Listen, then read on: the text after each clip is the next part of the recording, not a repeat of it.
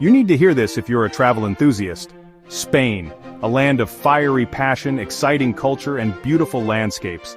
From the sunny beaches of the Costa del Sol to the snowy peaks of the Pyrenees Mountains, this country has a special energy.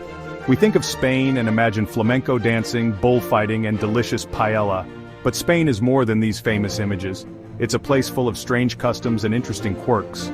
On this journey, we'll explore the heart of Spain, uncovering 15 strange and wonderful facts that make this nation so special. Get ready to be surprised, entertained, and maybe even a little confused. From a town that outlawed dying to a festival that celebrates cheating death, Spain will change how you see things and leave you feeling amazed. Let's start our adventure.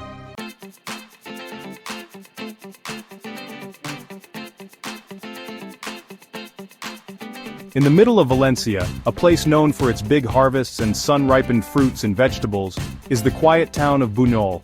Once a year, this peaceful town becomes a crazy and fun place, covered in red. This is La Tomatina, the world's biggest food fight, where people throw tomatoes at each other. On the last Wednesday of August, thousands of people from all over the world come to Buñol, ready to turn the town red for real. No one knows for sure how this tradition started. Some say it began with a playful fight between friends in the town square back in 1945. Whatever the reason, La Tomatina is now a famous event, showing how much Spanish people love life.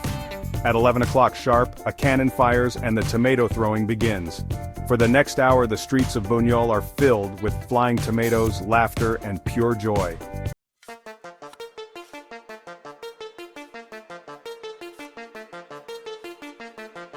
In the rolling hills and green valleys of northern Spain, you'll find Lanes, a pretty town with a very strange rule. Dying is officially banned here. This might sound like a made-up story, but there's a practical reason behind it. Lanes ran out of space to bury people in its cemetery. Faced with this problem, the mayor of Lanes made an unusual announcement in the late 1990s: no more dying. Of course, he couldn't really stop people from passing away. It was a funny way to draw attention to the need for a new cemetery, which seemed impossible to get. News about Lanes' death ban spread quickly, and people all over the world were intrigued. Tourists started visiting the town, wanting to take pictures of the famous announcement and maybe feel some of that immortal atmosphere. The ban itself is more of a symbol than a real law, but it shows how Spanish people think about life and death. They're practical, have a dark sense of humor, and deeply respect tradition. The story of Lane reminds us that even though everyone will die someday, Spanish people find a way to laugh, adapt, and find the extraordinary in the ordinary. It shows the strength of the human spirit and how a good story can capture the world's attention. And so, Lanes is a charming and peculiar place, where death might be technically banned, but life, with all its ups and downs, is celebrated to the fullest.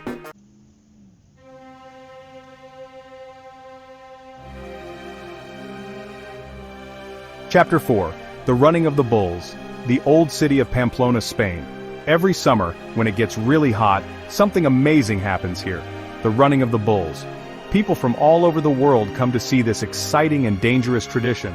Young and old, experienced runners and beginners all come to feel the power of nature and maybe challenge fate itself. The bulls, strong and impressive Spanish fighting bulls, are let loose from their pens. Their hooves make a loud sound on the old cobblestone streets.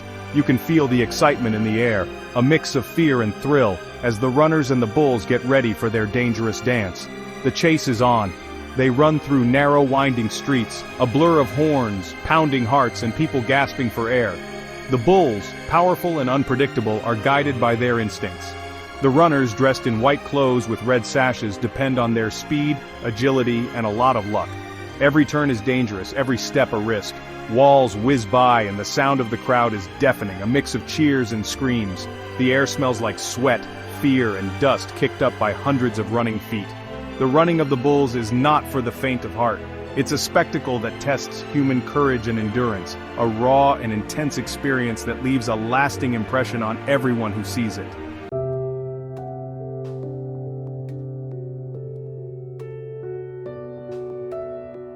Chapter 5. Spain's Linguistic Diversity. Spain is known for its sunny beaches, tall mountains, and a rich culture. But besides its delicious food and passionate flamenco music, there's a hidden treasure, a mix of languages. While Spanish, also called Castilian, is the official language, other languages are also official in different regions, each showing the country's diverse culture. If you go to the northeast, to the busy streets of Barcelona, you'll hear Catalan, a language that's part of the region's art, literature, and everyday life. Further north in the rugged Pyrenees Mountains is the Basque Country, home to a language as old and mysterious as the mountains themselves. Euskara, the Basque language, is unique and ancient. Travel west to the green hills and windy coast of Galicia, and you'll hear Galician, a language similar to Portuguese, showing the shared history of these two neighbors. From the lively plazas of Madrid to the peaceful Mediterranean shores, you'll hear many languages spoken. People switch between languages easily, showing how Spain embraces its diverse identity. This mix of languages is not just about words, it shows something deeper about Spain. It reflects a history shaped by different cultures, each leaving its mark on the country. In Spain, language is more than just a way to talk, it's part of your identity, something to be proud of, and proof of the power of cultural heritage.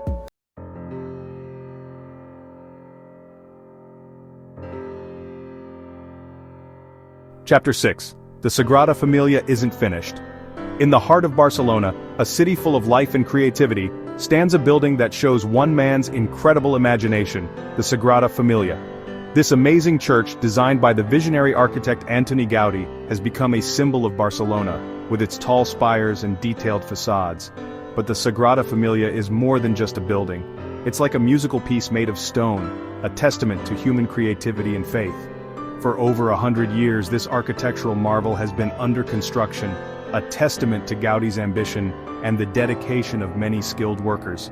Gaudí, a religious Catholic, imagined the Sagrada Familia as a tribute to God, a place where the spiritual and the earthly would meet. He put all his effort into the project, carefully planning every detail from the high spires to the intricate carvings. But Gaudí knew he wouldn't live to see his masterpiece finished.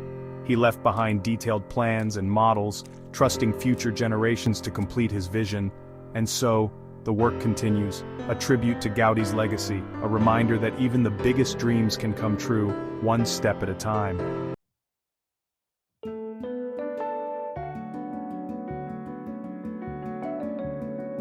And here in the sunny plains of Andalusia, we're surrounded by green.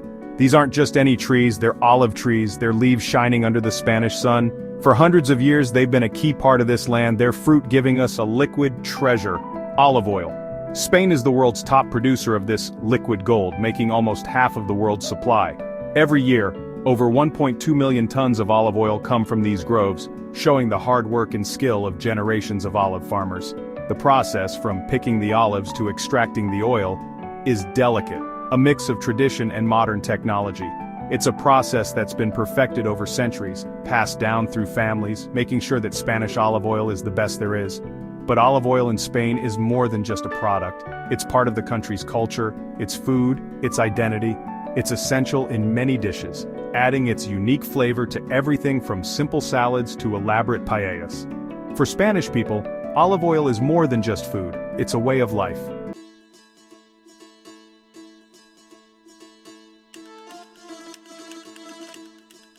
Deep in Spain, in the small town of Castrillo de Murcia, a very unusual tradition takes place. This town, with its narrow streets and historic buildings, becomes the center of a unique and ancient ritual that draws both locals and curious visitors from around the world. Every year, during the festival of Elcacho, the streets become a stage for something strange and fascinating. The air is filled with excitement and anticipation as people gather to witness this extraordinary event. This is the El Salto del Colacho, the Devil's Jump, a ritual with centuries of history and folklore behind it. The festival dates back to the 17th century and has been passed down through generations, preserving its mystique and significance. As the sun reaches its highest point, the crowd goes silent. The atmosphere is thick with suspense, and you can almost feel the collective breath being held as everyone waits for the main event to begin. Men dressed in strange costumes, their faces hidden behind scary masks, come out. These men, known as the colachos, are central to the festival's proceedings. These are the colachos representing the devil, and they carry whips, cracking them against the ground to scare away evil spirits. The sound of the whips echoes through the streets, adding to the eerie and thrilling atmosphere. You can feel the tension as the colachos approach an altar where a group of babies, some just a few months old, lie wrapped in blankets. The babies, unaware of the spectacle around them, lie peacefully, adding a sense of innocence to the intense scene. This is the most important part of the festival, the moment when faith and fear meet. The crowd watches in hushed anticipation, their eyes fixed on the Elcachos and the babies. A Elcacho runs and jumps over the helpless babies, his body a blur of red and yellow, the sound of his whip echoing through the square. The leap is swift and precise, a moment of high drama that leaves the crowd in awe. This seemingly dangerous act, this leap of faith, is believed to cleanse the babies of sin, protecting them from harm in the coming year.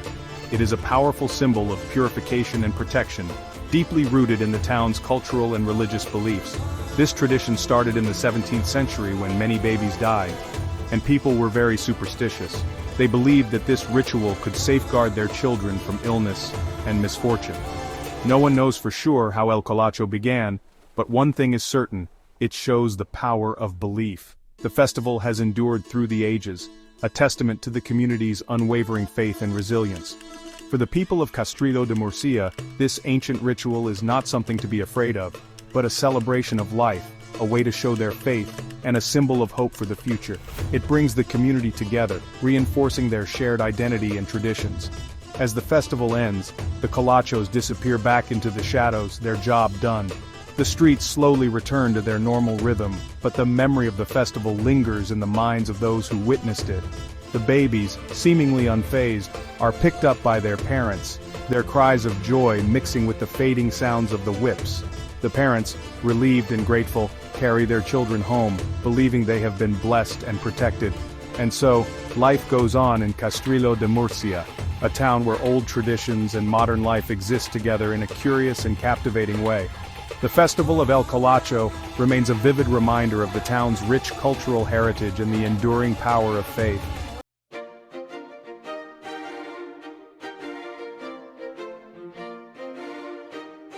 From the sunny pastures of Extremadura, where the landscape is bathed in golden sunlight, and the air is filled with the scent of wild herbs, to the rolling hills of Andalusia, with its undulating terrain and picturesque vistas, Spain is a place where pigs aren't just animals, but sources of culinary treasure.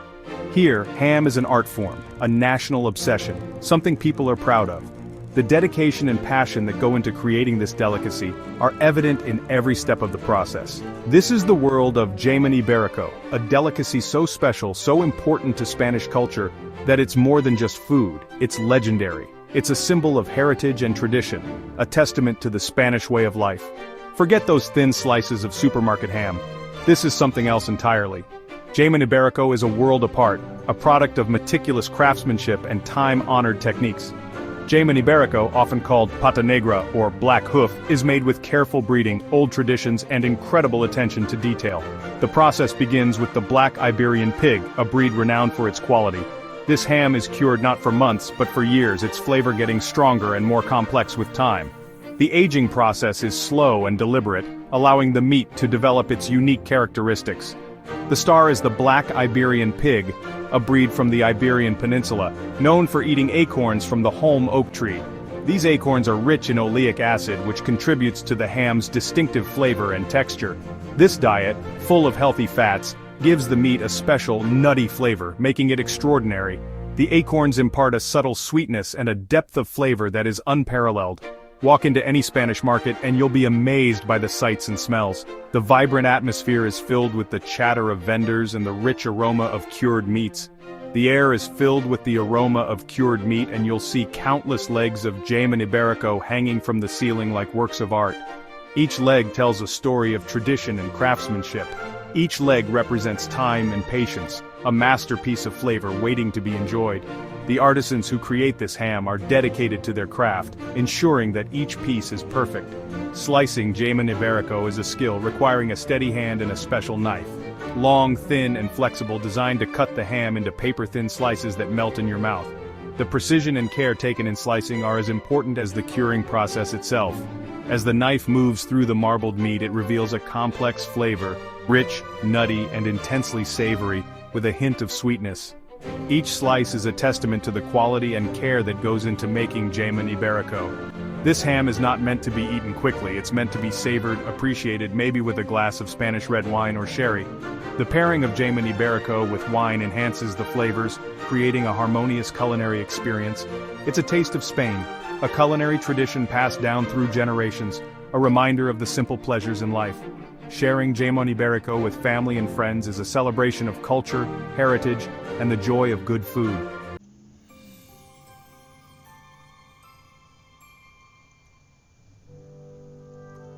Here in the middle of Madrid, among the busy streets and vibrant culture, is a piece of history. Sobrino de Botan, a restaurant untouched by time, is the world's oldest, opened since 1725.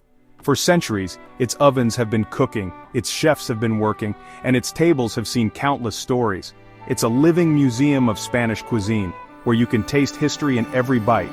The restaurant's long life shows the power of tradition. Recipes, passed down through generations, have stood the test of time, their flavors as delicious as they were centuries ago.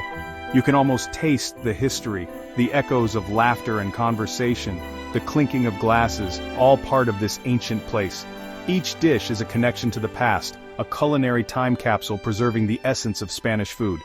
And so, Sobrino de Botan continues to stand, a beacon of culinary heritage, inviting people to enjoy a taste of the past.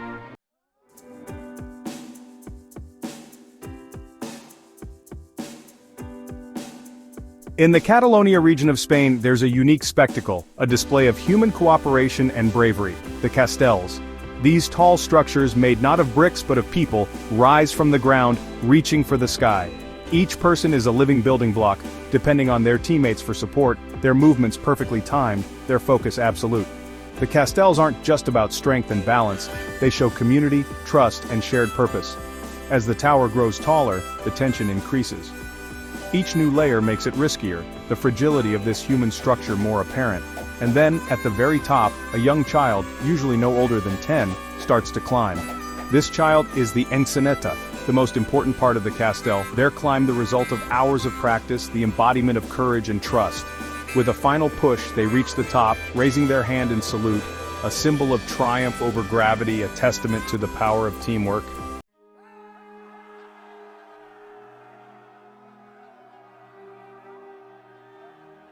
In the Spanish town of Santa Marta de Ribartem, there's a festival like no other, a celebration of life that acknowledges death. It's the festival of the near-death experience, a time for people who have almost died to share their stories and be thankful they're alive.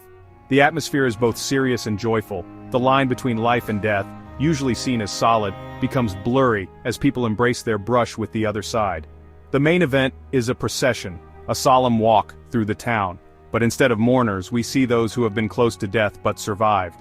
They are carried in coffins, not as symbols of their passing, but as representations of their survival, their second chance. It's a powerful image, a reminder that life is precious and fragile. Family and friends walk with them, offering support and sharing in their experience. There's a feeling of release in the air, a letting go of tension, a collective sigh of relief. The festival of the near-death experience shows the resilience of the human spirit, a reminder that every day is a gift, a chance to live life to the fullest.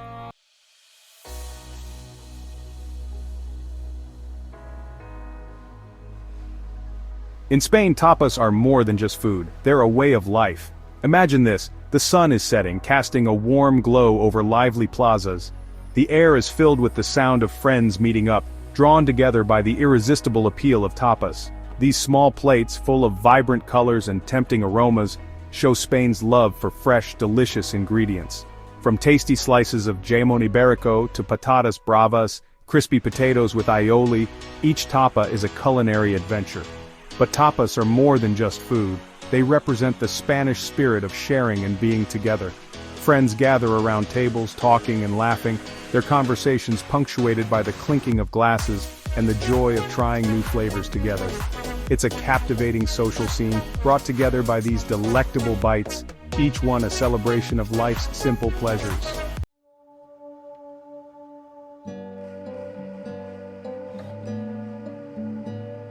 As the sun is at its highest point, casting long shadows across Spain's old cities, the atmosphere begins to shift. The hustle and bustle of the morning gradually fades away, giving way to a more tranquil and serene environment. The sun's rays create a mesmerizing play of light and shadow on the ancient architecture, highlighting the beauty of these historic streets. And quiet villages, something changes in the rhythm of daily life.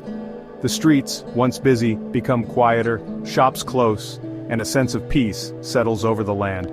This is the tradition of the siesta. It's not just a midday nap, it's a deliberate break, a time to recharge and reconnect with a slower pace of life. For many Spanish people, it's a chance to escape the midday heat, to find solace in the shade, and to rejuvenate their spirits. Have a relaxing lunch with family, or just enjoy some peace and quiet. Imagine the gentle sound of conversation coming from open windows, the smell of fresh coffee in the air, and the sound of children laughing in sunny plazas. This is the essence of the siesta, a time to relax, reflect, and feel refreshed. While not everyone in modern Spain still takes a siesta, it's still an important part of the culture, a reminder of a time when life moved at a slower pace. It's a moment to savor the simple pleasures, to enjoy a leisurely meal, and to engage in meaningful conversations with loved ones. In today's fast-paced world, the siesta has faced challenges. The demands of a busy life and changing work patterns have made some people question this old custom. Yet, the siesta persists, showing its enduring appeal and the importance Spanish people place on balancing work and life. It's a reminder that being productive doesn't mean sacrificing well-being, and that taking time for yourself is essential for a good life. In many ways, the siesta is a testament to the Spanish way of life, where personal well-being and social connections are valued just as much as professional success. The siesta may look different in today's Spain, but its spirit lives on. Shops and businesses once closed for hours may now only close briefly, adapting to the modern pace while still honoring the tradition. The essence of the siesta remains, a cherished pause in the day to recharge and reflect. While others have adapted by offering flexible work schedules, the siesta, in its various forms, continues to shape Spanish life, a reminder that sometimes, the best thing to do is slow down, breathe, and appreciate the simple things in life. Whether it's a brief moment of rest or a longer break, the siesta embodies the idea that taking care of oneself is crucial. It's a beautiful tradition that encourages mindfulness and a deeper connection to the present moment, allowing people to return to their daily activities with renewed energy and a clearer mind.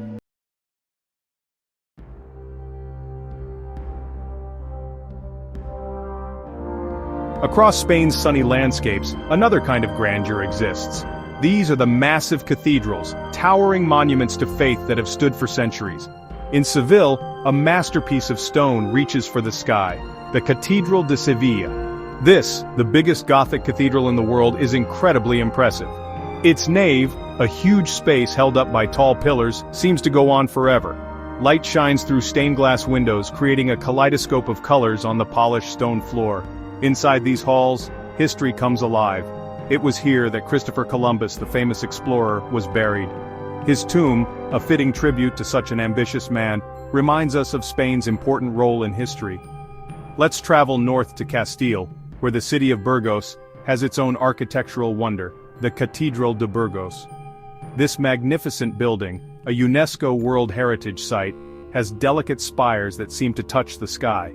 Its facade, covered in detailed carvings of scenes from the Bible, draws your eyes upwards. Every statue, every archway, tells stories of faith and devotion. Step inside and you feel a sense of peace, a calmness that blocks out the busy world outside. Spain's cathedrals are more than just places of worship. They show the enduring power of human belief. They represent a time when faith inspired people to achieve great things.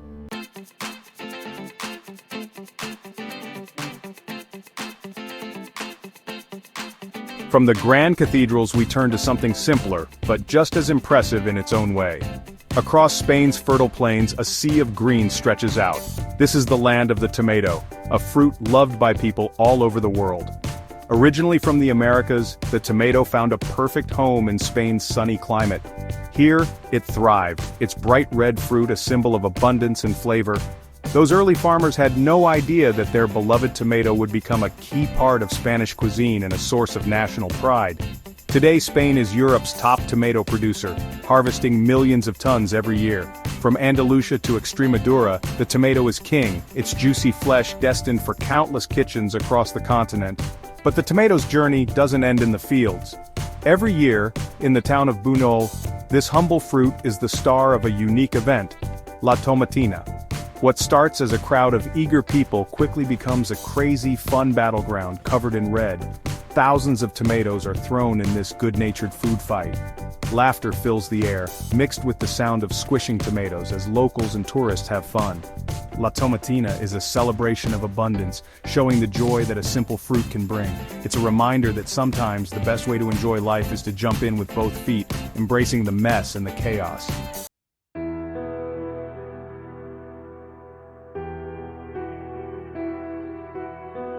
And so, our journey through this land of contrasts comes to an end. From the snowy Pyrenees mountains to the sunny beaches of the Costa del Sol, Spain has shown us its many sides, a mix of history, culture, and natural beauty. We've seen the passion of flamenco dancers, the amazing human towers, and the exciting chaos of a tomato fight. We've explored old cities, admired architectural wonders, and learned about traditions both strange and beautiful. Spain is a country that's hard to define, a place where old traditions and modern life exist side by side. It's a country that embraces contradictions, where passion and peace, seriousness and joy all find a balance. As we say goodbye to this captivating country, we're left feeling amazed, wanting to explore more, and with a new appreciation for the unique spirit of Spain. Thank you for joining us on this unforgettable journey. See you soon. If you enjoyed this video, please like, comment, and subscribe for more travel adventures.